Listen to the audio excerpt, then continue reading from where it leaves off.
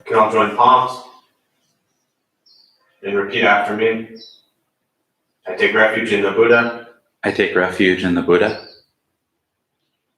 I take refuge in the Dharma. I take refuge in the Dharma. I take refuge in the Sangha. I take refuge in the Sangha. Keeping the palms joined.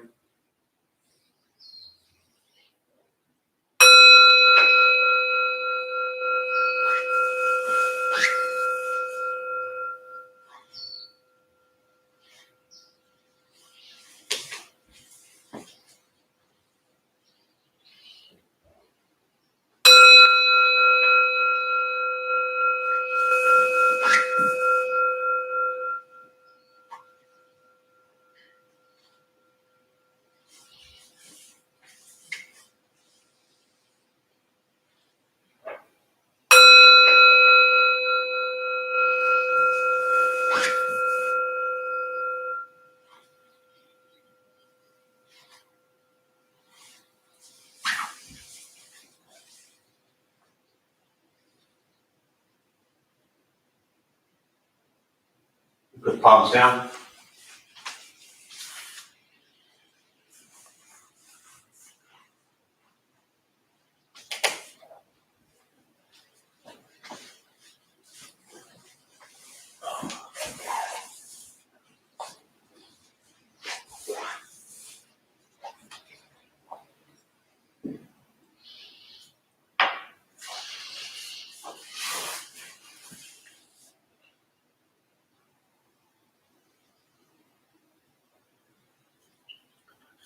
So, good morning, everybody. Welcome to the Dharma Bum Temple from wherever you are seated this morning. I tried this a few weeks ago because it's something I always ask or often ask once in a while. But is anyone here joining us for the first time? And I know it's an odd question as I speak to an empty room and stare at a little camera and Travis. But on the YouTube thing there's a little chat box in the right. When we do questions, that's where you'll type questions. But starting now, is there anyone here joining us for the first time? And if so, what brings you here? Or also maybe if you're a regular, you could chime in as well. But it's something I like to ask when we gather because it's important to reflect on what brings you here. And while I'm talking right now, if you want to type something in, you're welcome to, and then Travis will read it out. But there's a couple reasons I asked the question. One, as I was saying, it's important to remind yourself every time you sit or every time you come together in Sangha or community, to remind yourself why you're doing it. And to just check in with, okay, I've been at this for, maybe this is my first time and I need to figure out why I'm doing this. Or maybe I've been at this for 10 years and I need to figure out why I'm still doing this. And so it's just a good opportunity to reflect on why you practice. Another reason is, especially in a time like this where, community and kind of coming together in a way that is heartfelt and meaningful is really important. And so I think it's important for people to share with others why they practice, what motivates them, what inspires them, or again, if you're brand new, maybe what led you to this practice. These are things that whether we're physically together in this space or, meeting kind of remotely and virtually wherever we are, I still think it's important for community to connect in that way. So anyone want to share why they're here? Or if you're here for the first time, do we have any brave souls who've taken this challenge and responded yet? Not yet. Nobody. We have lots of good mornings. Lots of good mornings. So maybe I'll just sit here and stare at the camera for 60 minutes waiting for people to share why we're here. And yes, I will do that. So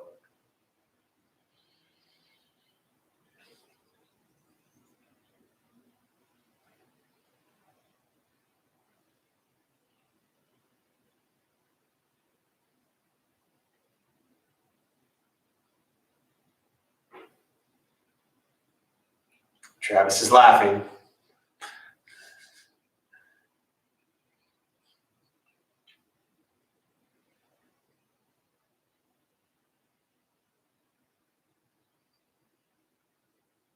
What brings you here today?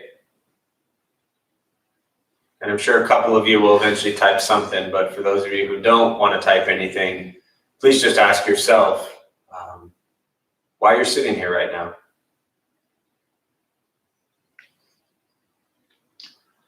So Kira said she comes for the Sangha. For the Sangha.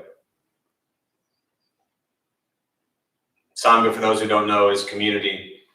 People that gather together to practice, to do meditation, to explore the nature of their own minds and why they struggle and how they find joy. What else?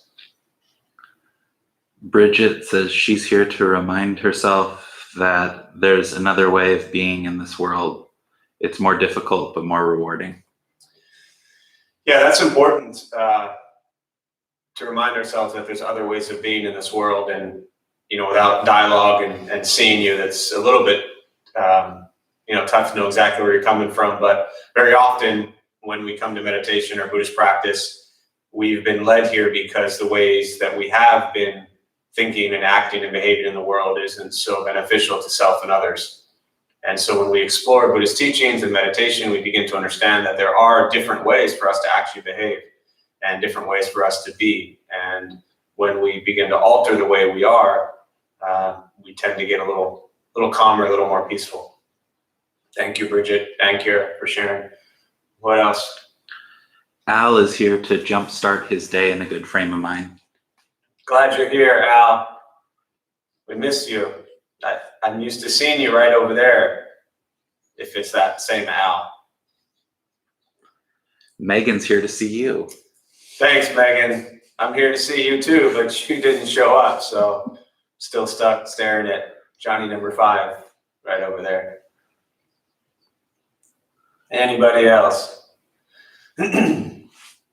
Monica is here to keep themselves accountable and stay connected to the community. Yeah, keeping ourselves accountable is very important, and it's literally why so many people show up to a place like this once or twice a week or 4 times a week, whatever it is. I know when I started, I had to go every day to the temple because I couldn't hold myself accountable. And so if I threw myself into a Buddhist temple 7 days a week, I knew during that time I felt safe and comfortable, and I just didn't trust myself outside of there. So at a time like this where we're probably locked in our homes or wherever you are, it's very difficult to hold yourself accountable with our thoughts and our words and our actions. So reconnecting with community in these ways, virtually, is important for accountability as well. Len's here because they're struggling with the isolation this week. Yeah. Thanks for sharing, Len and Monica and Megan and everybody else who shared, and Al. Yeah, the isolation is an incredible challenge for many people. For some people, it's quite pleasant, but I think for majority of the people, it's a struggle. And maybe I'll talk about this more later after meditation, but I think in the Buddhist teachings, Zen practice specifically, is what we call beginner's mind. And there's a great text by Shunryu Suzuki, Zen Mind, Beginner Mind. And even in the way that you phrase the question, struggling with isolation this week, yes, I don't disagree with you, and I can understand that. The practice of beginner's mind is to say, what am I with right now? And maybe we're struggling right now, but we're not struggling with the entire week, because the entire week is behind us, or the entire week is in front of us. So all we're really with is this moment. And it's almost kind of psychologically a thing where we begin to tell ourselves, I don't have to look at this as a period of time. I have to look at this as, what is this present moment like? And this present moment, you might struggle. But for me as a practitioner, it's a lot easier to say I'm struggling right now than to say I've been struggling for 4 years or for 4 weeks or whatever it might be. So the practice, again, the beginner's mind, is to stay present in each moment and say, what is this moment like? And to try to let go of the stories of how long we've been in isolation, how long it's been since you've seen people, how long it's been since you've done the things you normally like to do. And just try to come back to, and that's what the meditation is for, which we'll do here in a minute, The meditation is to bring you back to this moment and say, in this moment, I'm sitting and breathing. In this moment, I'm alive. In this moment, I have food to eat. In this moment, I have shelter. In this moment, I have clothes to wear, whatever it might be, even if it's pajamas, right? We have these things in this present moment, and that's where we are, and that's where we want to try to stay. So the struggle will come and go, sometimes more so than others, but try to just remind yourself that this is where I am right now. So even if it is struggling, as I said earlier. All right, so we'll start with the meditation practice. A couple things I'll tell you before we begin. Nothing's going to happen to you, right? You're not going to float away. You won't have any mystical, magical experiences. The mind that races all day long is not going to shut off. Don't judge your practice, meaning don't ask yourself, is it working? Is it not working? Am I doing this right? Am I doing this wrong? We're just going to sit. We're going to breathe. Don't expect anything from this practice, meaning if you ask yourself, when is this, am I going to have a grand aha moment or some deep realizations? You're going to be pretty disappointed. We're just going to learn to sit and breathe and be with things as they are. So again, don't expect anything. Posture, you just want to be comfortable. If you have a cushion at home, often it helps to slide to the front third, pushing the stomach forward. Allows the back to straighten, shoulders are relaxed. Hands can be on the knees or in the lap, whatever's comfortable. If you're in a chair, just trying to sit up straight, also shoulders relaxed. Hands are on the knees or lap. I will guide us as we begin, and we'll settle into a little bit of silence. Most important, don't expect anything but to sit and breathe.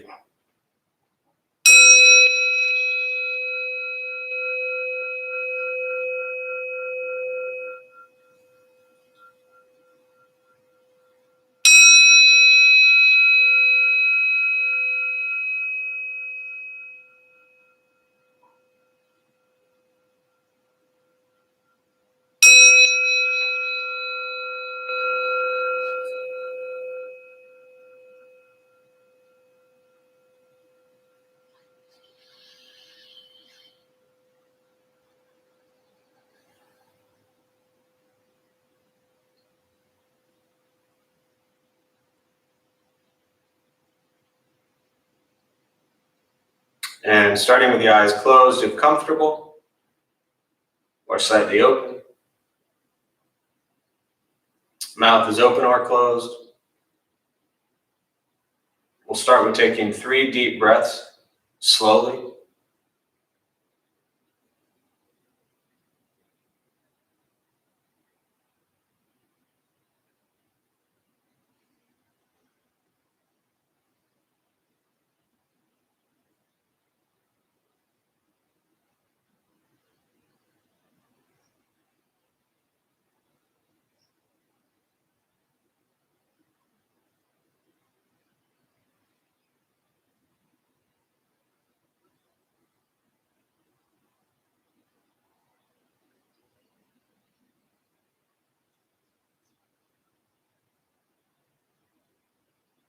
And eventually, settle into a natural rhythm of the breath.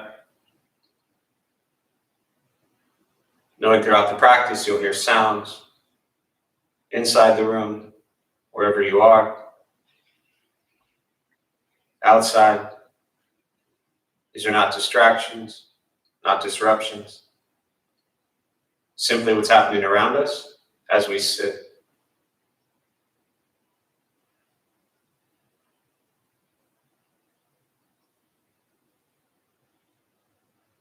Noticing the mind as it wanders, jumping from thought to thought.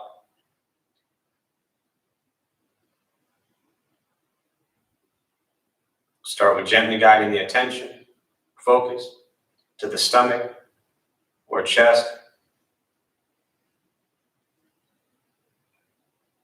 Breathing in, feel them rise. Breathing out, they fall.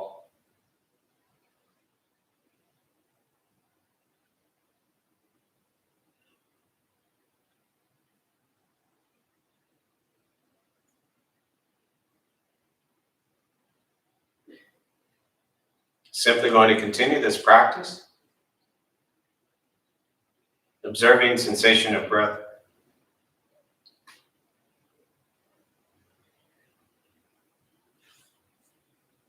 expecting nothing, but to sit and breathe.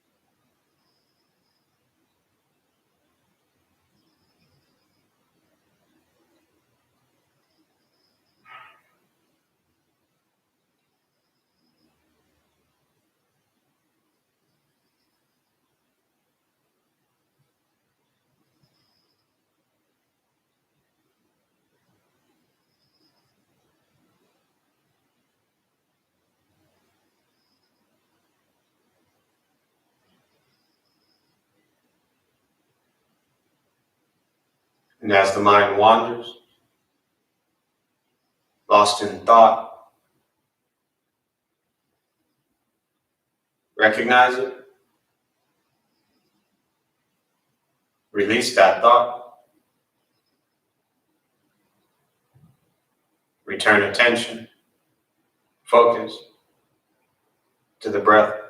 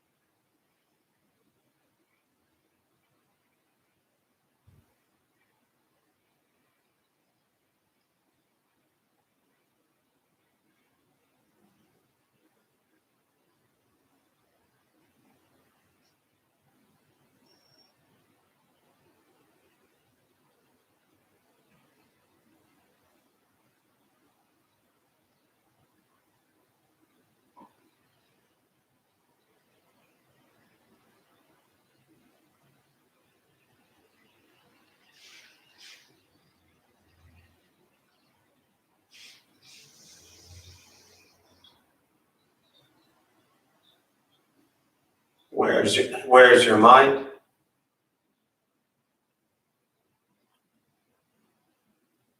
Lost in thought? Release that thought. Return attention, focus to the breath.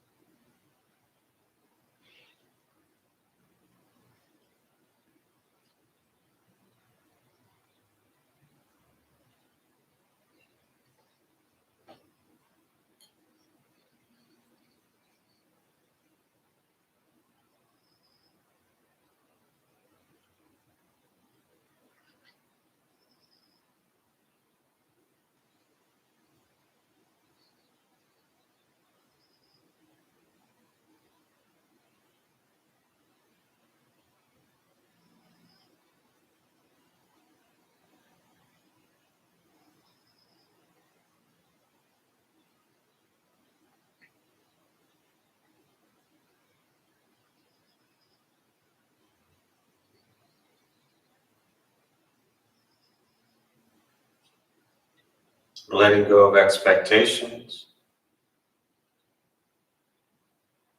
Letting go of judgment from the practice.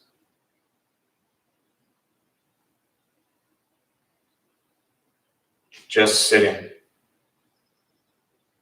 breathing.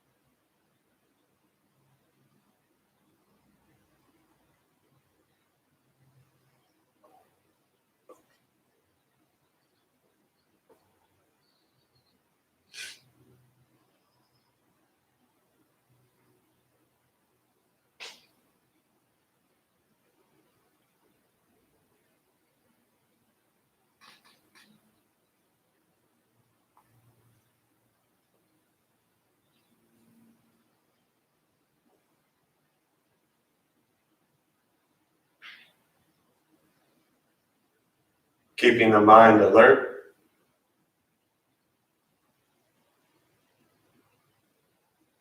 Aware of each sound.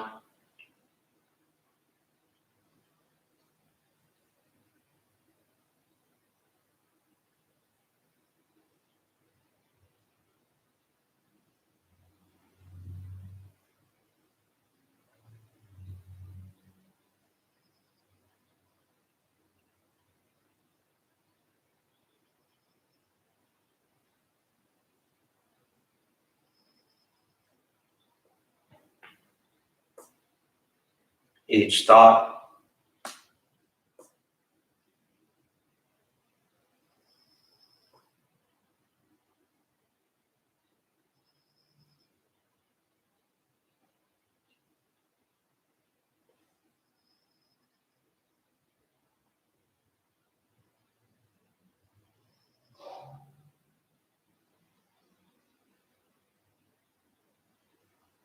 Each physical sensation.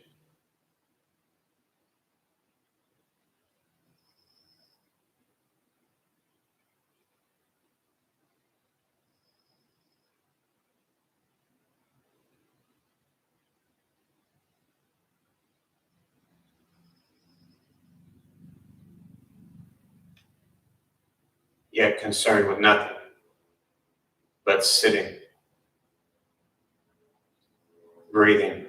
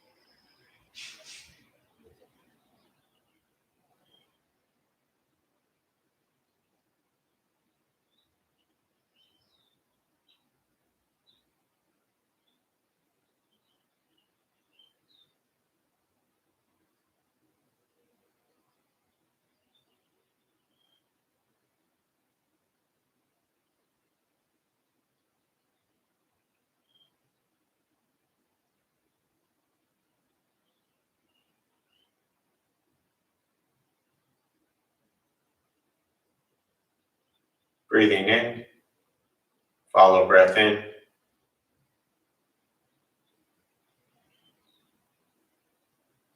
Breathing out, follow breath out.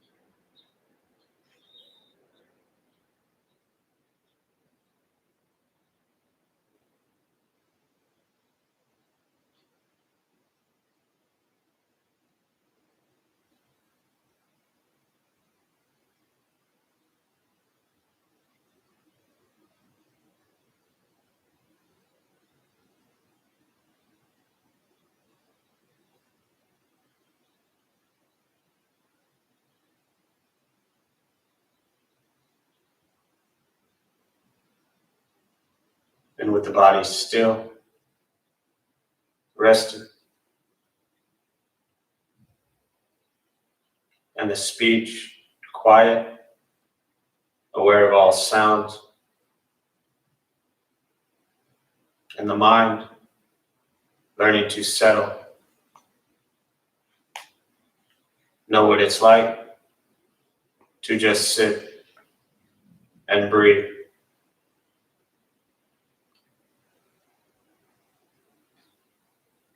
Knowing with each breath, there's nothing else to do. Nowhere else to go.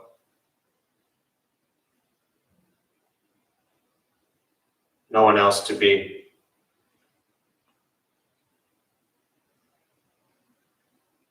Everything beautiful, exactly as it is. Sitting, breathing.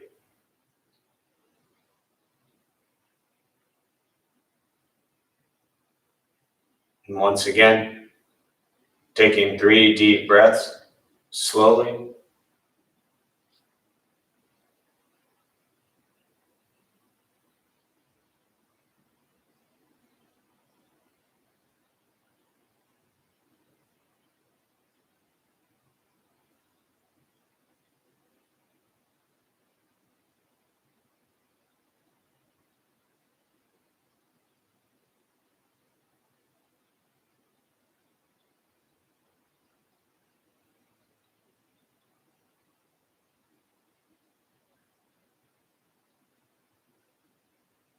Once again, taking 3 deep breaths.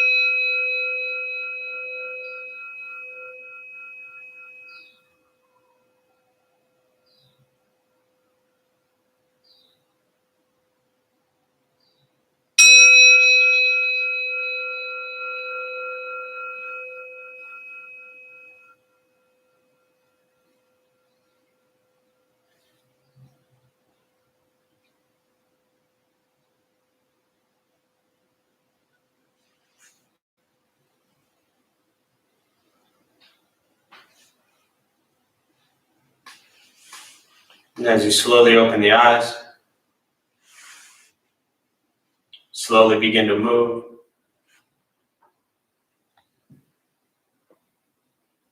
And most important, with the practice of meditation, is to recognize how you feel now, immediately after.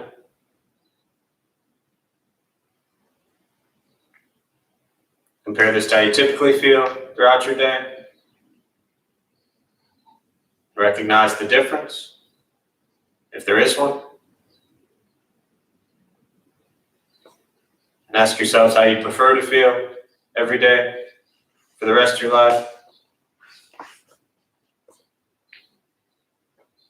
And realize however you feel now, if it's quiet, calm, still, or a busy mind, racing mind, whatever you're sitting with at this moment, has nothing to do with anything I said. It's nothing to do with how you sit and hold the hands or cross the legs. It's nothing to do with where you are, the sounds around you, or anything else for that matter.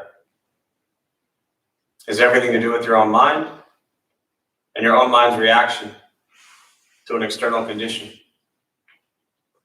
This is what the Buddha called pratitya samuppada, dependent origination.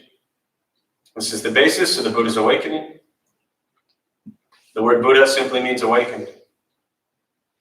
He was a human being no different than any one of us who began to understand why he suffered, why he got angry, sad, depressed, stressed, anxious. He began to understand the causal relationship of all phenomena. What that means very simply for all of us in this room, regardless of where you come from or what you believe in or where you think you're going, your whole life is filled with things that happen and you react. More stuff happens, more reactions. That's what we get. This practice of sitting is learning what it's like to respond to something quietly, peacefully, still. Because for most of us, the way you respond to the last 20 minutes is quite different from how you respond to everything else that's happening throughout your days. And all we're working on is closing the gap to where the way you feel now is closer to how you feel always. Just as driven, motivated, productive, successful, whatever that means to you in your respective lives. But with a mind that's steady, clear, focused, distracted by nothing, disturbed by no one. This is not an easy practice. It's not necessarily fun, but it's free. Meditation is free, Buddhist practice is free. It's sitting, breathing, learning to be kind to yourself and everybody else you encounter every moment of your life.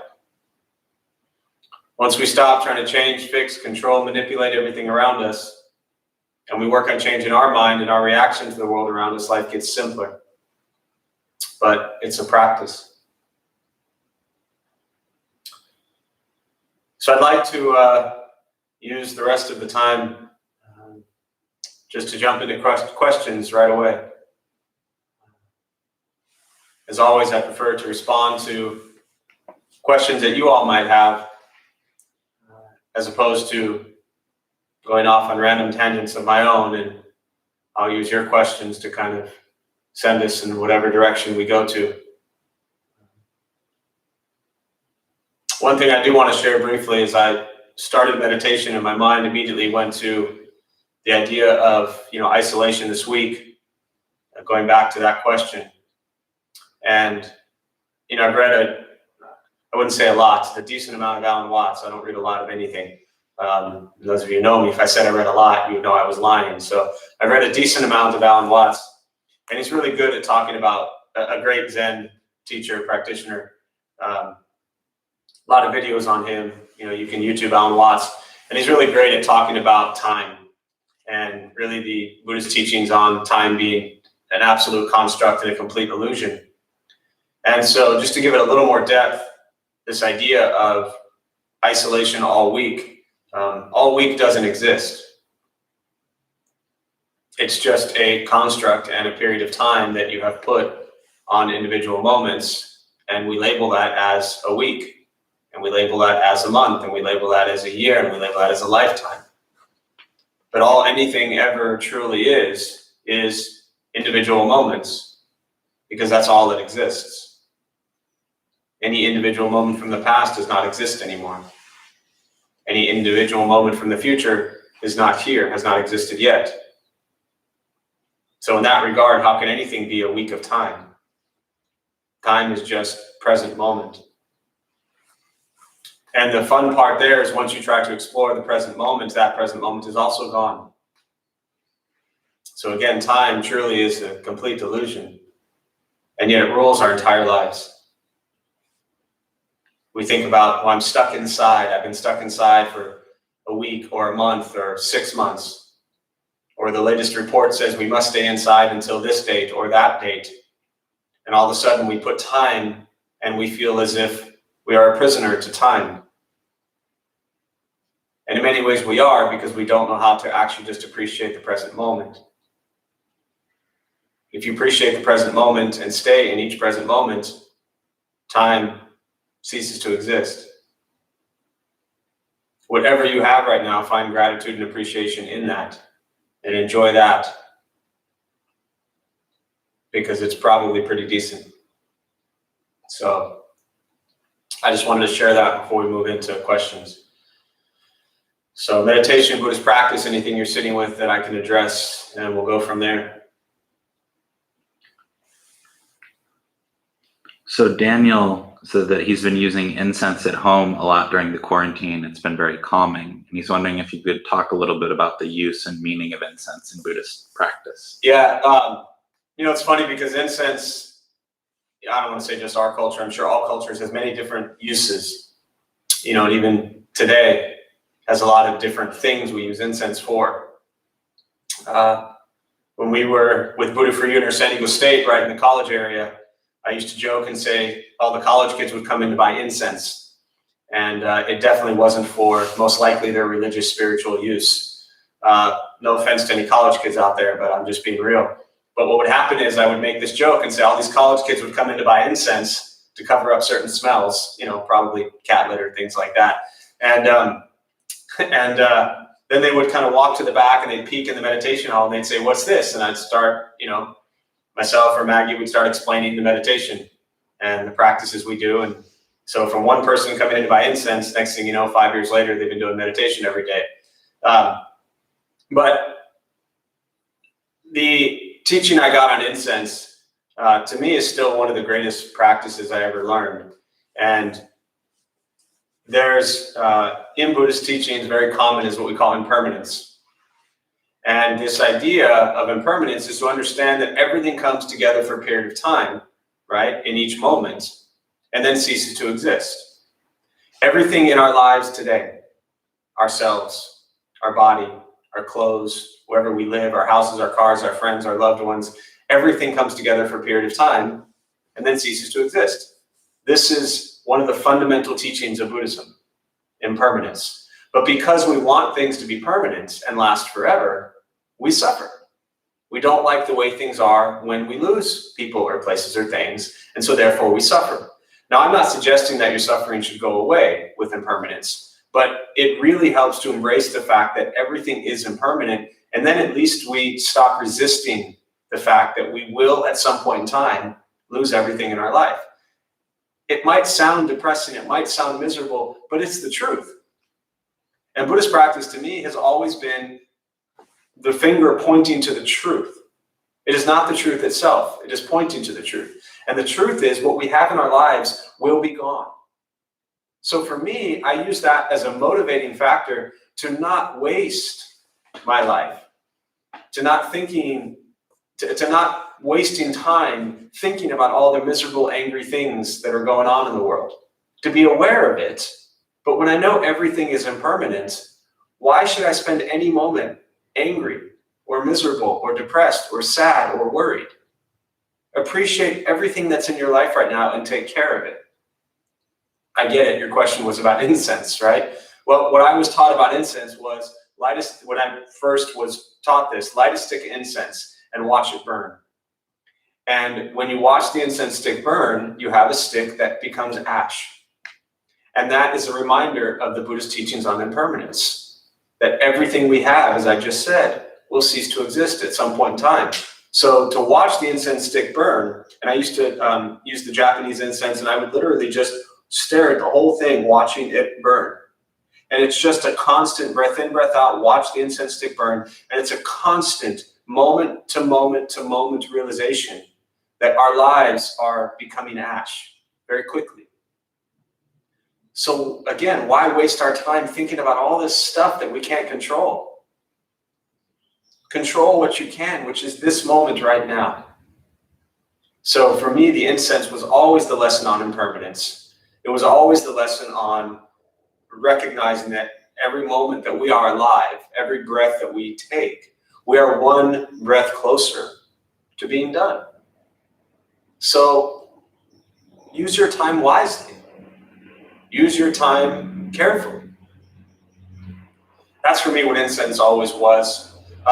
In a general form, the offering of incense, right? So if you have your little shrine set up at home, or if you have a Buddha statue or whatever you use to sit, maybe it's a picture, a flower, whatever it might be. Flowers are offerings as well. But use the incense as an offering. And in Buddhist practice, we offer incense, we offer flowers, we offer water, we offer rice, we offer fruit.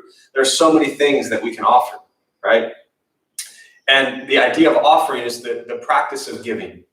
It's to appreciate, like even for me, when I start my practice, the first thing I do every single time I walk in here and I lead this practice is I offer and I take refuge and I bow and I work on the practice of humility and I offer myself full-heartedly into this practice because it's not easy.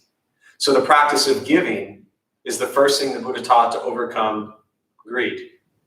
The second noble truth, what is the cause of suffering? The second noble truth says greed, anger, and ignorance is the cause of our suffering. The first one being greed. And he said the best way to practice overcoming greed is to give. So the offerings of incense, water, rice, flowers, whatever it might be, fruit, this is the practice of giving. And the more we practice giving, the more we let go of the ego, we let go of the pride, we let go of the things that cause our suffering. So with the incense, use it as an offering. Use it as a practice of giving. And see how that works for you. So hopefully that helps. Thanks, Daniel.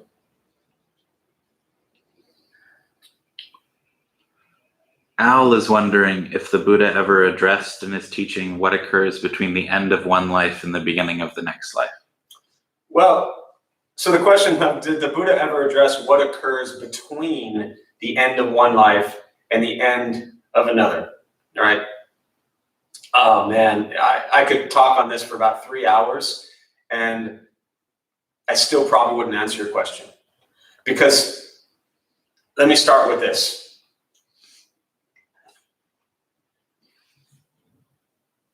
Think of it as, I'm just trying to figure out, there's so many directions to go with this. Think of it as the end of one life, continuing to the next. First, you have to ask yourself, what is life? What is actually continuing on?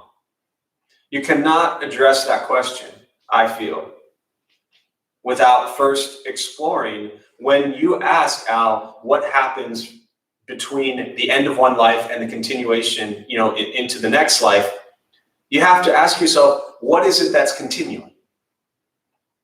I would start with this, right? Well, I call myself Jeff. It's a name that means nothing. It was just given to me by people that I call my parents, right? And I have this arm.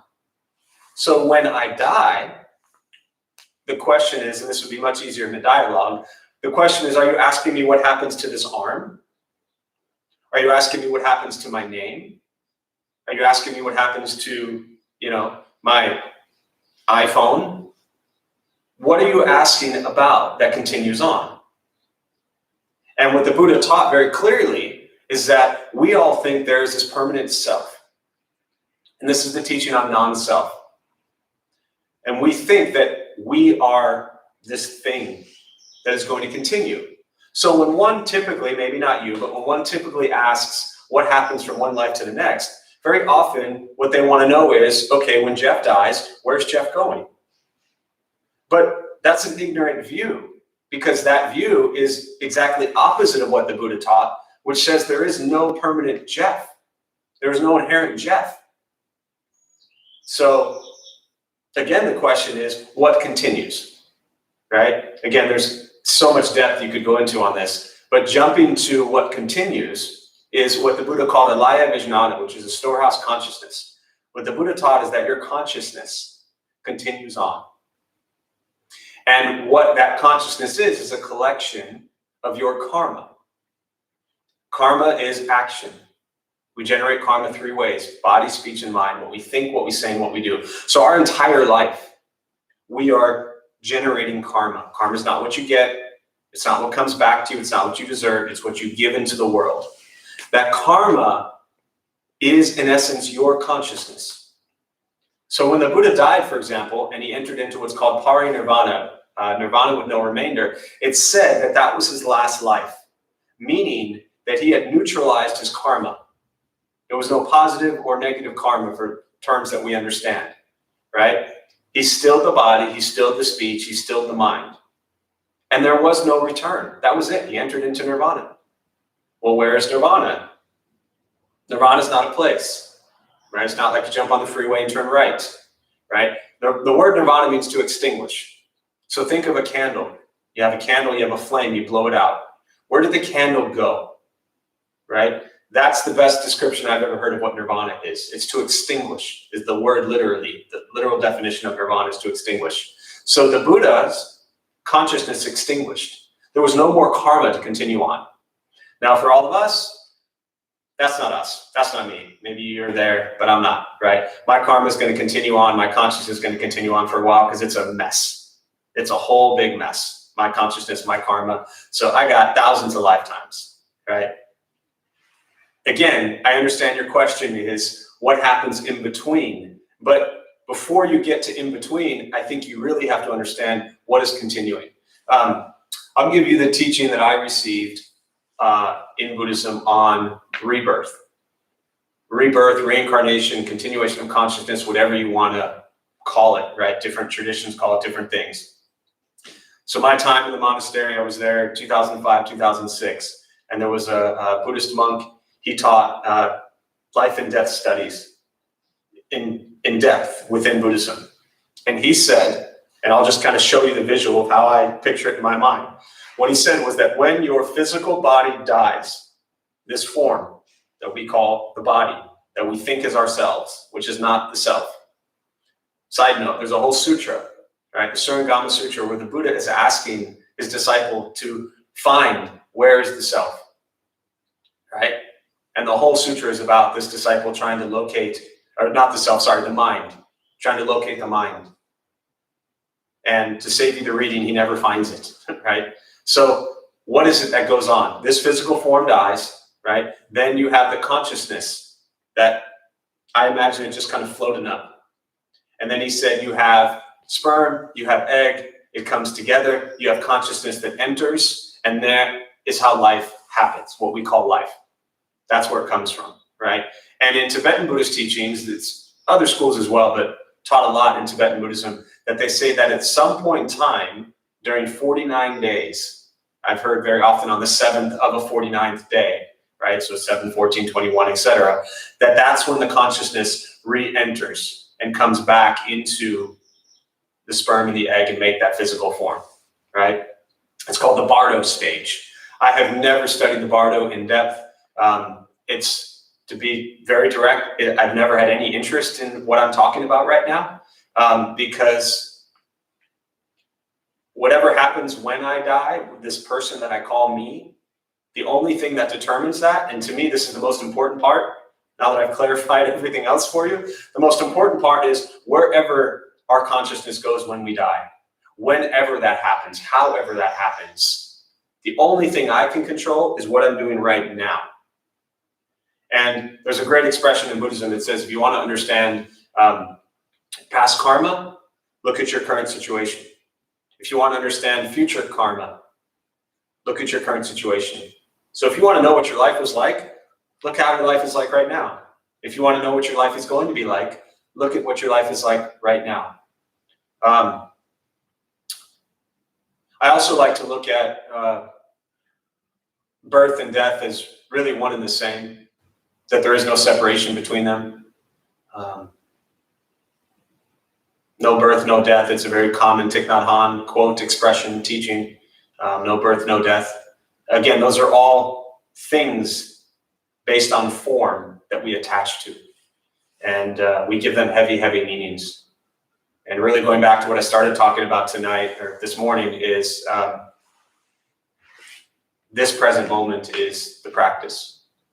And yeah. So hopefully that's helpful a little bit. You know, the other thing the Buddha said about death is that it's going to happen to all of us. Guaranteed. Birth, aging, sickness, and death. So I look at these as beautiful things because it's all laid out for me. I know that I've been born. I know that I will age. I know that at some point I will get sick, and I know that I will die. Those are the parameters I'm working with. Phenomenal. Now I know, it's like I know the rules. I know the game plan now. You cannot escape those things, you know? So have fun with it. Enjoy it. Work hard with it. Don't be lazy. Yeah. Hopefully that cleared it up, Al. Other questions, thoughts?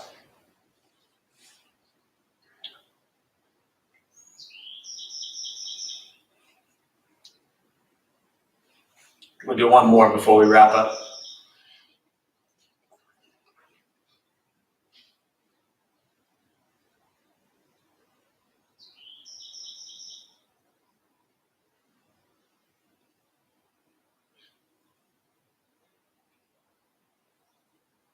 I will say one more thing, which is a cool teaching. Like I said, there's endless things you could say on this, but the teaching in what's called the Bodhisattva path and the Bodhisattva practice, Bodhisattvas are enlightened beings, right? And a couple things I'll say on this. Actually, I'll probably close with this thought if there's no more questions. Yeah. A couple things I'll say on this is it's said that the Buddha was able to see all of his past lives. That his mind was so clear, his consciousness was so clear, and he wasn't stuck in time the way we are because of his mind, that he could see all of his past lives. Now, I know that sounds maybe crazy, but think about it, remembering earlier today, or yesterday, or a week ago, or a month ago, right? If there is no birth, no death, and it's just one endless continuation of consciousness, then remembering last life, or what we call the life before, is really no different than remembering this morning. The same monk that taught life and death studies said, the mistake we make is that we actually think that there's birth and then death and then birth and then death. But it's just one endless stream of consciousness. So therefore, to me, it makes clear sense that if your mind is that sharp, I don't know the right word for it, but that clear, that pristine, then remembering yesterday is no different than remembering what we call 2 lifetimes ago.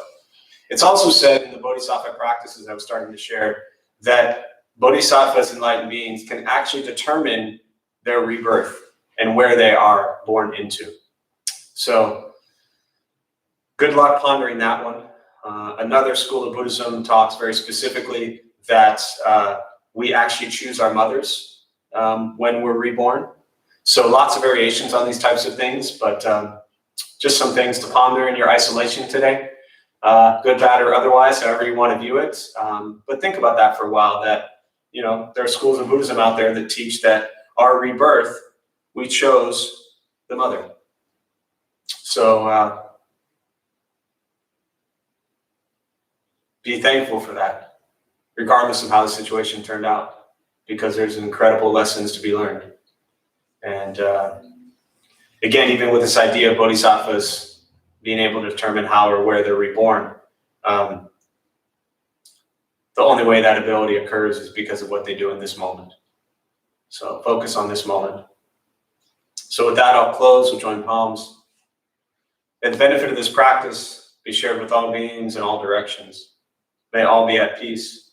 May all be free from suffering. May any merit gained from this practice be transferred to those who need it most.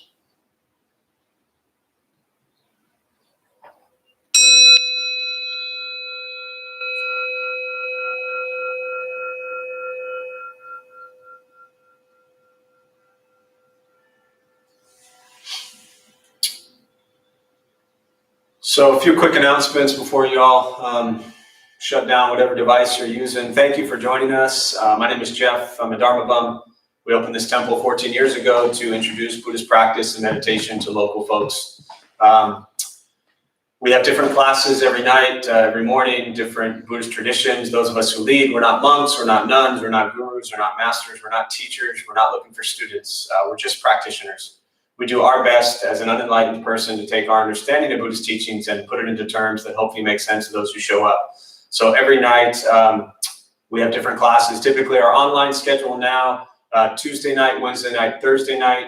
Tuesday I do Intro to Buddhism and Meditation. Alex does the Metta, Loving Kindness, and Travis does Dharma Bum Basics and Meditation on Thursday night. Those are all at 7. Those are all on YouTube. Tuesday, Wednesday, Thursday nights, we also have our recovery sanghas, and those are on Zoom. All the website, all the schedule is on our website, on the calendar. Just click it, open the date and time, and you'll see the event. It'll tell you whether it's Zoom or YouTube. Family Sangha is meeting the 2nd and 4th Saturday of the month from 9 to 10:30. They met this morning. We have just about 80, probably +% of our classes are all online now. We are meeting also every Monday morning through Friday morning, 8 and 8:30. So if you want to sit silently for 25 minutes, there's no talking, there's no guidance, there's just somebody on behalf of Dharma Bum Temple who will hit the bell at 8 and then again at 8:25. So most of our schedule's up there. Recovery Sangha, everything is running. We've also added a 10 a.m. Recovery Sangha on Saturday morning. One thing out of the ordinary special event today at 2 o'clock Pacific time. Liz Lewinson, who joined us a couple weeks ago, she is going to join us again. She's an amazing individual, author of Women, Meditation, and Power, and she's going to give a talk today on Buddhism and dealing within the pandemic. So that will be today at 2 o'clock. It'll be on Zoom. Again, go to the website calendar or the Facebook group. All the info is there. And thanks for being here. If I never see you again, think good thoughts, speak good words, do good deeds, and good luck.